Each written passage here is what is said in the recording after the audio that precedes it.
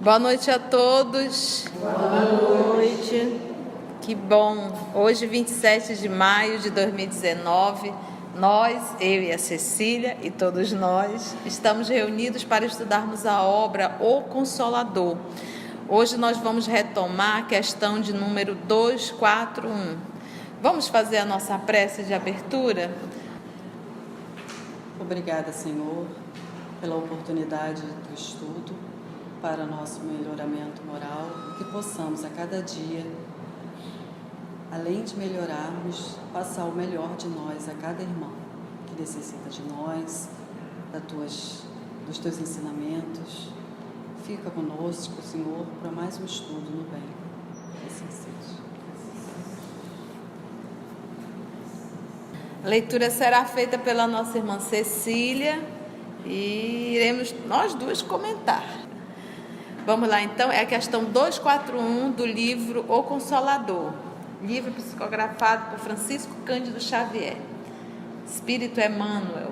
Bora lá? Onde o maior auxílio para a nossa redenção espiritual. Então, a primeira pergunta é: o que é redenção, gente? O que é redenção? Auxílio é algo que me promove, que vai me proporcionar. É como se fosse assim, alguém empurrando o meu carrinho. Tá? O carrinho está indo, mas eu preciso de um auxílio, eu preciso de um empurrão.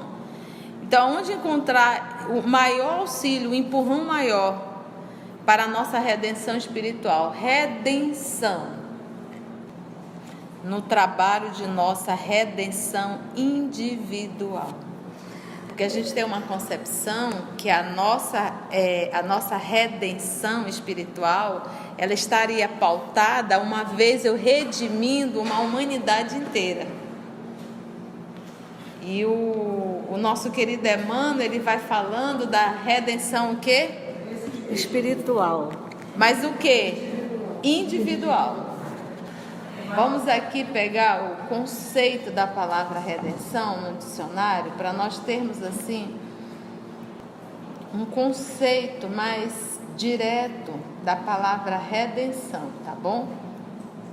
Ato ou efeito de redimir, salvação, resgate, libertação e auxílio. Redenção, essa palavra, esse redimir, né? Redimir é reparar perante mim mesmo. Reparar perante Deus, né? Me redimir, é como se fosse assim, me desculpar e ao mesmo tempo fazer diferente, né? Corrigir, consertar. Deixa eu me redimir, né? Deixa eu corrigir, deixa eu refazer isso daí. Então a nossa maior luta é a libertação verdadeiramente, essa salvação é do homem velho que insiste.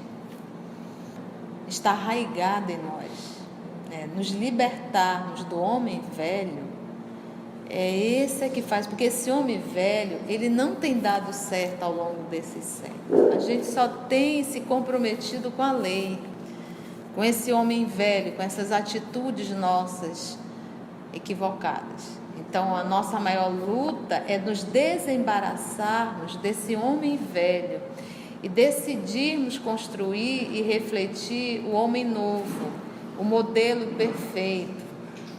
Quando Jesus falou aos sacerdotes, que eram aqueles que mais tinham conhecimento, Jesus disse assim: olha, é preferível que você fosse cego.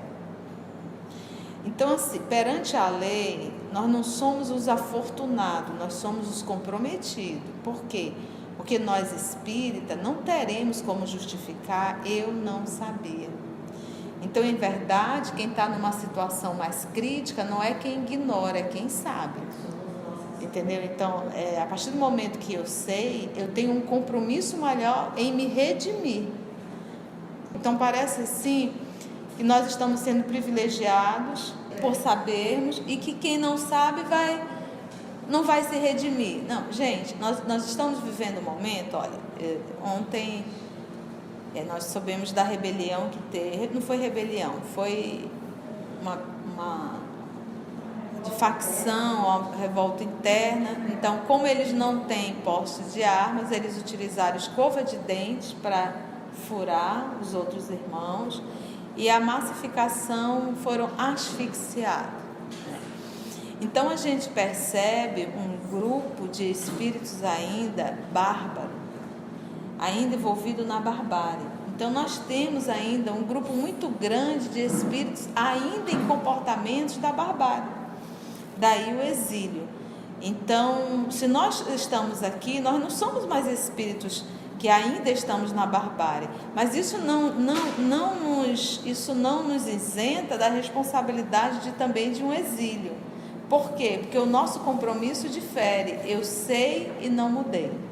Então é como se eu sei, mas ainda tenho comportamentos que não são bárbaros, mas que são ainda muito egoístas e que são ainda muito vaidosos. Entendeu? Daí o comprometimento. No trabalho da nossa redenção individual ou a coletiva, a dor é sempre o elemento amigo. E indispensável. Por que que ela é indispensável? Para a nossa condição terrena no processo da evolução, não é necessário a dor. A dor, ela é resultado da rebeldia. Porque eu posso passar por provas, mas não passar por expiações. Então, a expiação foi resultado de o uso indevido do livre-arbítrio e a falta de submissão à vontade de Deus. A escolha que o homem sempre está fazendo. Então, no processo de evolução, nós vamos passar por provas. O planeta Terra, o grupo que está aqui, a característica já é de prova e de expiações. Por quê? Porque nós somos aqueles que nos rebelamos contra a lei. Daí a parábola de Adão e Eva. Tá? Isso tem que ficar bem claro na nossa cabeça. Então, para a nossa condição, realmente a dor é o elemento amigo e é indispensável. Porque a gente só aprende no puxão de orelha. E a gente chora e quando ele fala de dor, ele não está só falando de dor física, ele está falando de dor física e ele está falando de dor moral. A dor moral, ela é 1000 vezes maior do que uma dor física. E nós ainda não conseguimos entender que a nossa vida terrena, elas são matérias para eu aprender. Só isso. Todas as nossas condições são matérias para a gente aprender. Ele continua, olha. E a redenção de um espírito encarnado na Terra consiste no resgate de todas as suas dívidas, com a consequente aquisição de valores morais passíveis de serem conquistados nas lutas planetárias, situação essa que eleva a personalidade espiritual a novos e mais sublimes horizontes na vida do infinito. Você está vendo o poder de síntese dele. Olha a quantidade de coisa que a gente vai tirar daí de dentro. Então, no primeiro momento, ele diz que no trabalho da redenção, seja ela individual ou seja ela coletiva, a dor, agora lembra, a redenção individual, ela está de comum acordo com o livre-arbítrio. Não existe um tempo. Eu posso fazer a minha redenção em 1 minuto. Eu decido mudar. Em 1 minuto. Nós tivemos a vida de Madalena e nós tivemos a presença de Paulo de Tarso fazendo isso. Em 1 minuto ele disse, a partir de hoje eu vou mudar. Eu não quero. E mudou.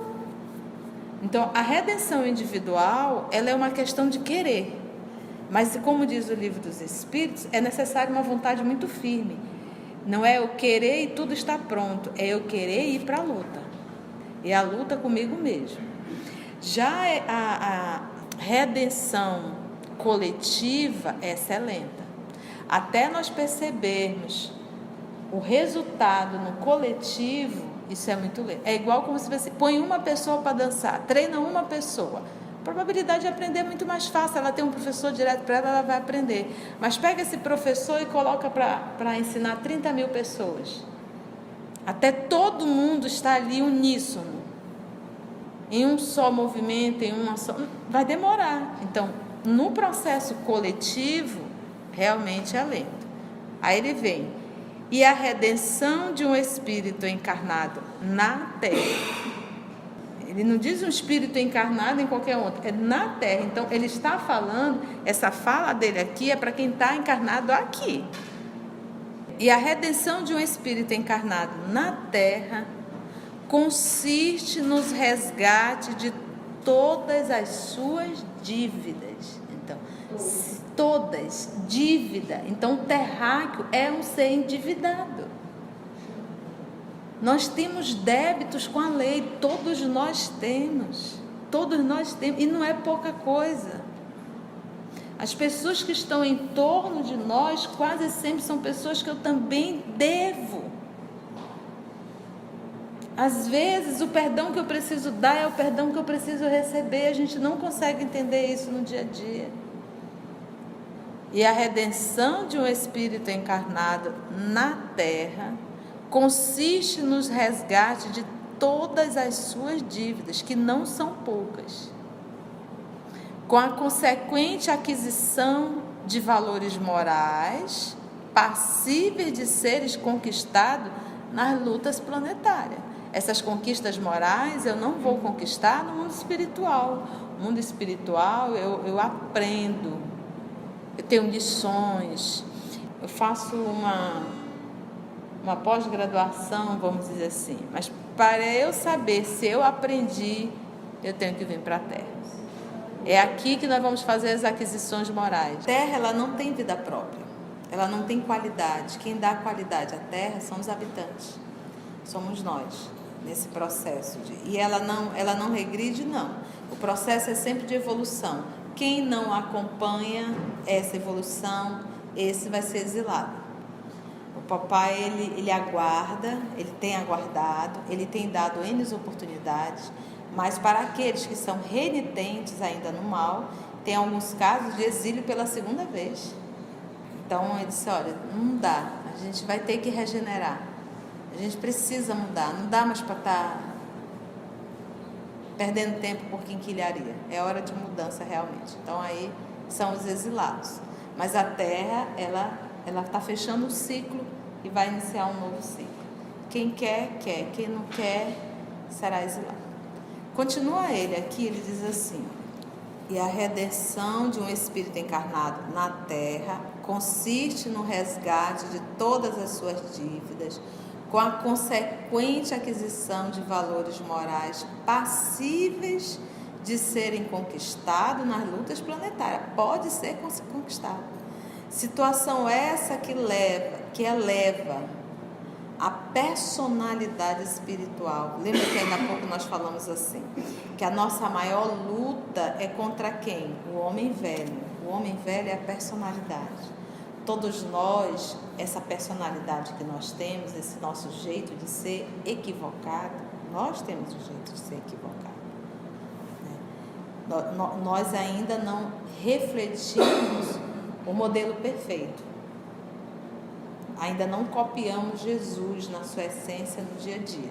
Então, quando ele diz assim, personalidade espiritual, então a personalidade que habita o ego, é o eu do momento, é o homem velho, que eu construí ele ao longo de milênios. Isso que nós somos hoje não é só resultado de uma encarnação. Esse nosso jeito de ser, essa nossa forma de ser, isso foi algo que nós já construímos ao longo de milênios. Então, se libertar disso é muito doloroso.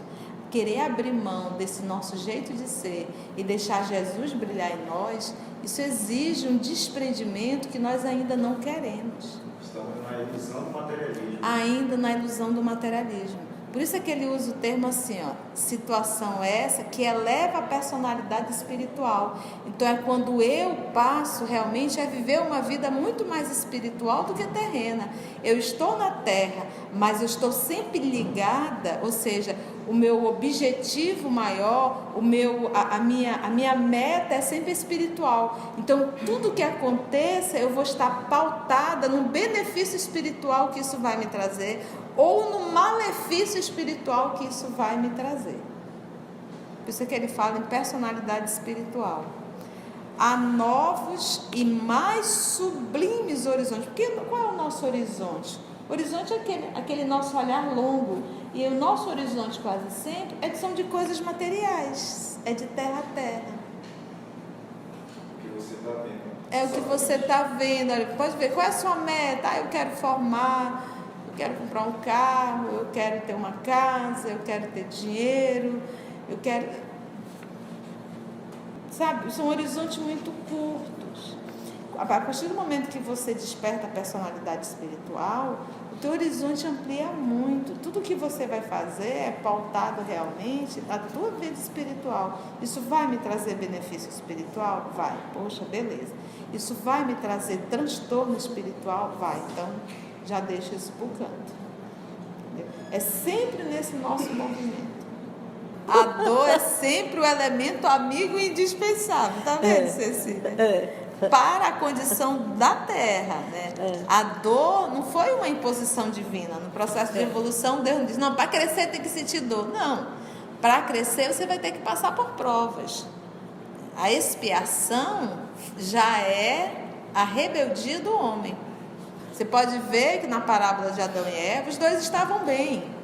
A partir do momento que eles tentaram chegar ao ponto de querer ser mais importante que Deus, né, vamos dizer assim, mais inteligente que Deus, ter o poder de Deus, a partir desse momento que aí vem a história a metáfora do fruto proibido, ou seja, de algo que seria proibido, a partir daquele momento eles começaram o quê? A sofrer.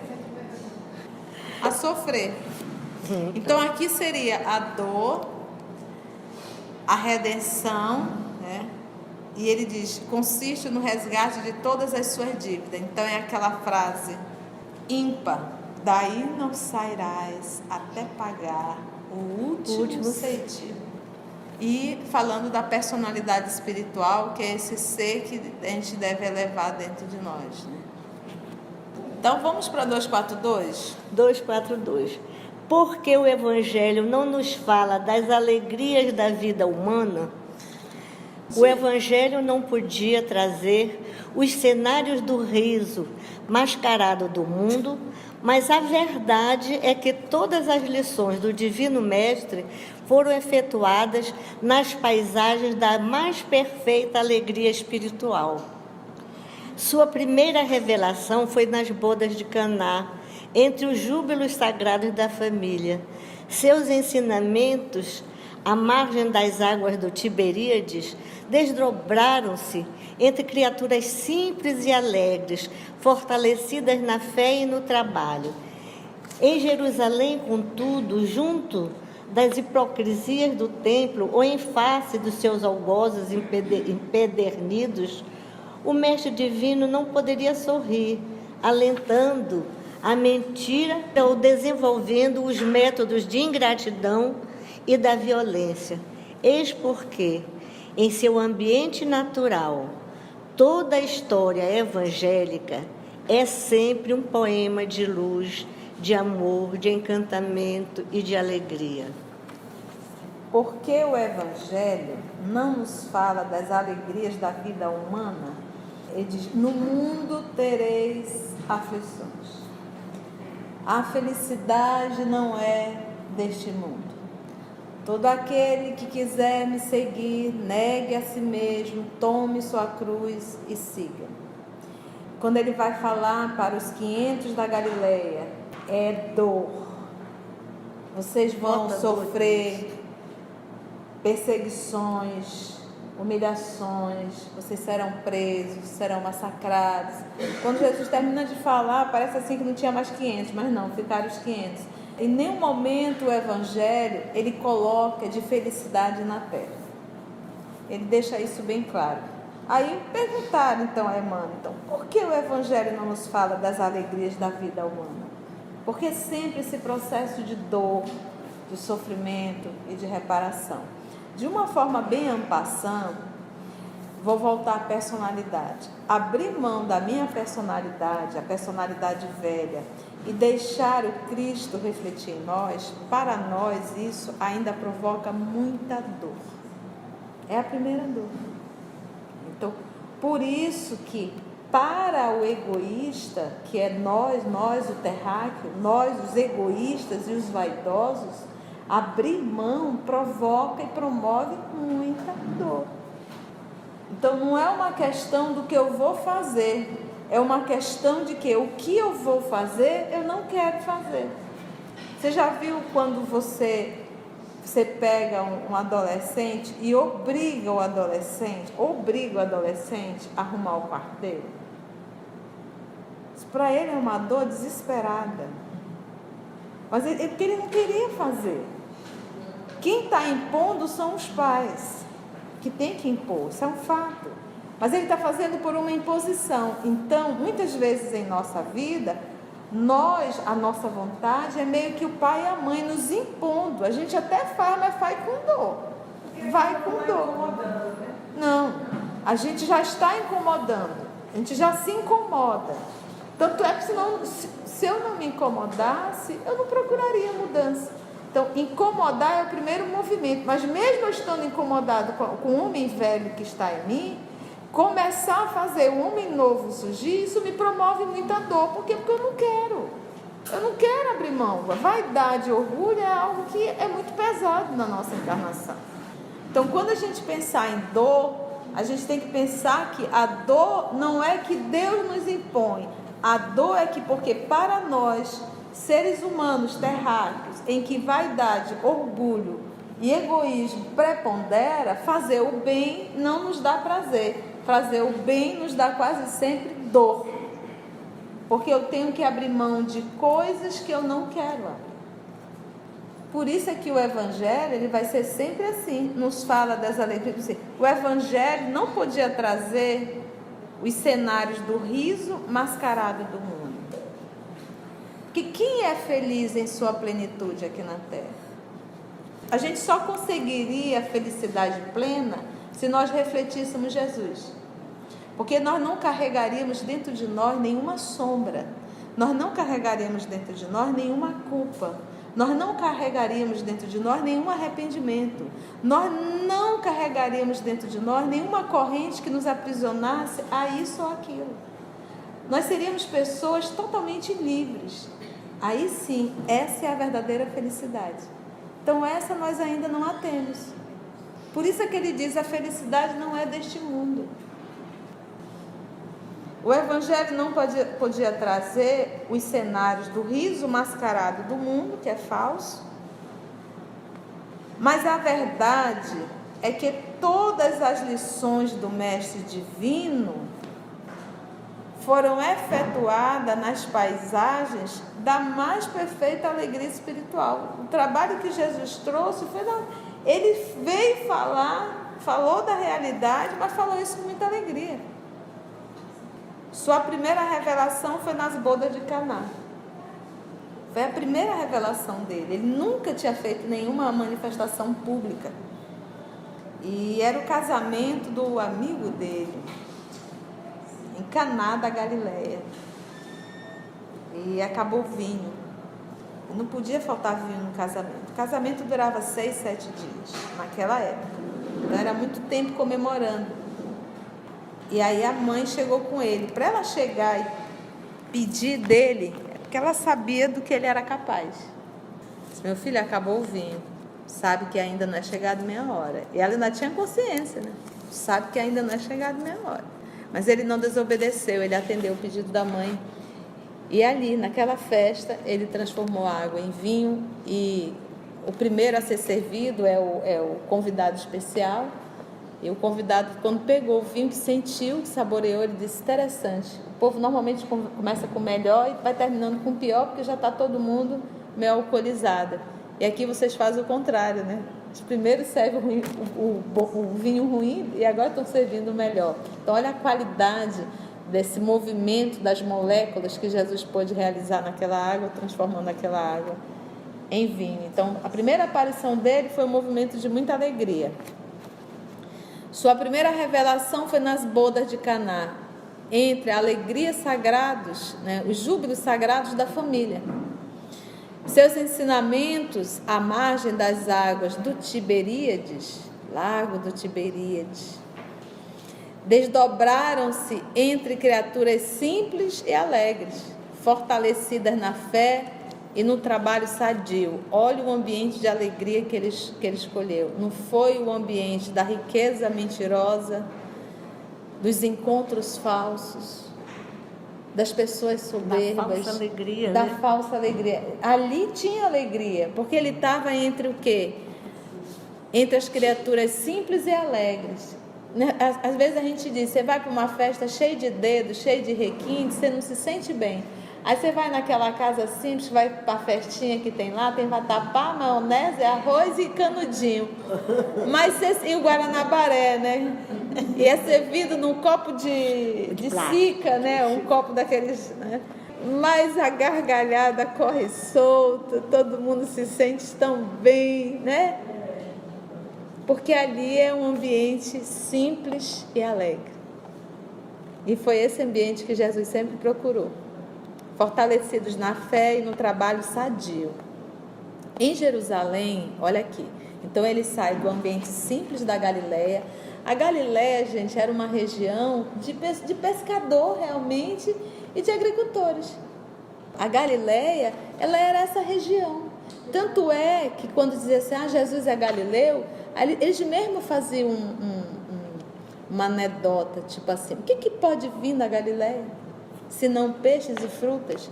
Tipo assim, lá não tem nenhum templo, lá não tem nenhuma faculdade, lá não tem nada, as pessoas são extremamente ignorantes. Mas foi esse ambiente que Jesus optou para ensinar o Evangelho de Deus. Então eles tinham esse movimento. Então a cultura, a intelectualidade estava em Jerusalém. Aí agora ele vai para a cultura, ele diz, a pseudocultura, né? Em Jerusalém, contudo, olha aqui, junto das hipocrisias do templo, ou em face dos seus algozes empedernidos, o mestre divino não podia sorrir. Como sorrir? No primeiro momento ele sorria porque as pessoas eram puras, as pessoas eram simples. No segundo momento, como sorrir vendo aonde aquele povo ia se meter? Porque aquele povo, esses empedernidos, os algozes, também são irmãos de Jesus. Jesus também os ama. Como nós poderemos sorrir sabendo aonde esse irmão vai parar? Com as escolhas deles? Como que Jesus ia se alegrar naquele meio? Ele sabia onde eles iriam parar. Vocês estão se enrolando todo com a lei, então eu só posso chorar. Como sorrir? Difere dos simples. Aqueles ali estão resgatando, não estão arrumando dívida, ninguém tem nada mesmo, está todo mundo do mesmo jeito. Ele ficava feliz, que bom, esses aqui estão acertando. Aí ele vai para o grupo de Jerusalém, esses aqui estão sofrendo, esses aqui estão arrumando débitos, esses aqui vão sofrer. Então não daria para Jesus entrar alegre e feliz no ambiente desse, porque todo aquele grupo estava se comprometendo com a lei. Porque ali feliz não, eu não posso estar feliz com uma atitude equivocada. Como é que a gente está vendo um irmão indo para caminhos tortuosos e a gente vai estar ali rindo, batendo na costa, muito bem, muito bem? Aí é melhor pegar um revólver e pedir para a pessoa dar um tiro na cabeça, porque está perdendo a encarnação. Então, em verdade, quando a gente vê um irmão caindo, a gente sofre junto. Porque a gente sabe onde isso vai dar. E era o que Jesus fazia. Entendeu agora? Então, não é que ele tinha raiva dos fariseus. Não é que ele tinha antipatia dos doutores da lei. Não era absolutamente nada disso. Esse entristecimento dele era em relação às escolhas. E sabia aonde tudo aquilo iria parar. Não vai ser conivente, porque se eu sou conivente com o erro, eu sou o inimigo. Só o amigo não é conivente com o erro. Só o amigo discorda. O verdadeiro amigo, o famoso puxa-saco, o famoso não tô nem aí, ele bate sempre tapinha na nossa costa e diz sempre que a gente está certo. Então Jesus não fez esse movimento. Hipócritas, raça de víboras, até quando estarei convosco? sepulcro caiado por fora, cheio de podridão por dentro. Era fala de Jesus. Fala de Jesus. Fala de Jesus. Sepulcro caiado por fora e cheio de podridão por dentro. E ele não falava isso com alegria. E ele não falava isso para humilhar. Ele falava isso para divertir. Era uma advertência. Os hindus foram exilados. Os egípcios também. Teve um grupo que reencarnou no hinduísmo, lá dentro da Índia, e teve um grupo que veio para o Egito. Esses dois grupos eram o grupo que mais entendia de espiritualidade. E que já foram exilados de lá. Então era um grupo que tinha um conhecimento, todo o conhecimento espiritual, como nós espíritas temos, mas que não viveram. Então volta aquela nossa fala do início. Aí, muitas vezes, se a gente desencarna todo enrolado, a misericórdia divina vai olhar e vai dizer: era preferível que você não soubesse de nada. Que é Jesus, sim, porque era o que Jesus falou ao fariseu. Ele disse: era preferível que você fosse cego, porque tu vai sofrer tanto, que era preferível, sabendo tu não tem, era preferível que tu fosse cego. Se tu fosse cego, tu não iria sofrer o que tu vai sofrer sabendo. É por isso que a gente diz: o que a gente aprende de conhecimento, a gente não pode brincar com o que a gente aprende, para nós vermos que os extremos serão exilados. O que conhece, o que não faz, e aquele que foi rebelde, que se compromete, que convive tal qual ainda um bárbaro. Porque quando nós verdadeiramente conhecemos a verdade, a gente se liberta, Eunice. Na verdade, vivencia essa verdade. Pois mas aí eu vou te substituir. Interessante quando você traz isso.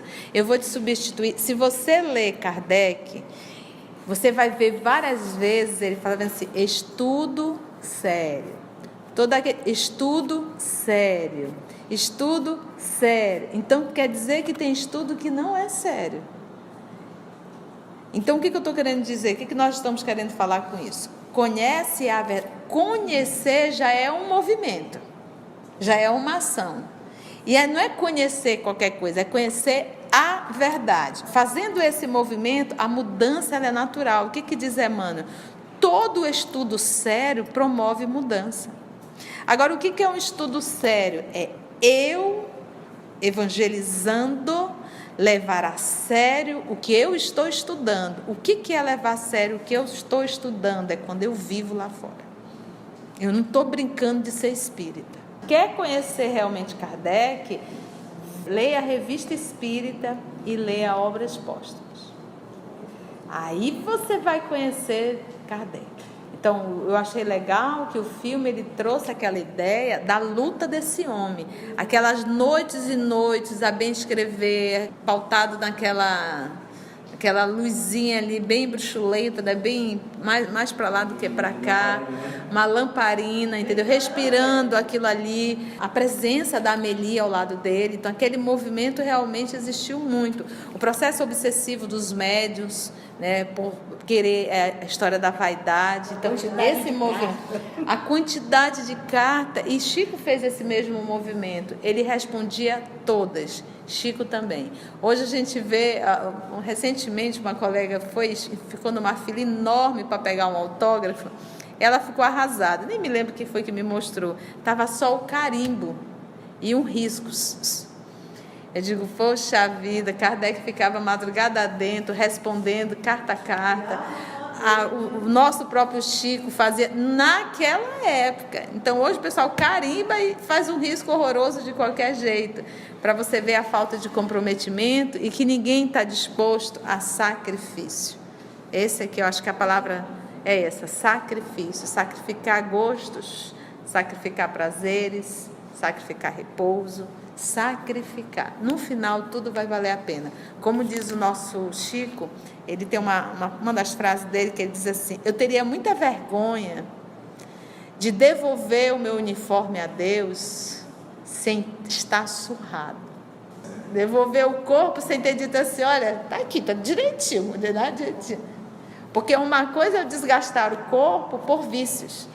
A outra coisa é eu desgastar o corpo em prol de uma humanidade. E essa humanidade, às vezes, está dentro da nossa casa. aqui. Em Jerusalém, contudo, junto da hipocrisia dos templos, ou em face dos seus algozes empedernidos, o mestre divino não poderia sorrir, alentando a mentira ou desenvolvendo os métodos da ignorância e da violência. Ele fazia questão de protestar. Eis porque, em seu ambiente natural, toda a história evangélica é sempre um poema de luz, de amor, de encantamento e de alegria. Então, Jesus falando aos simples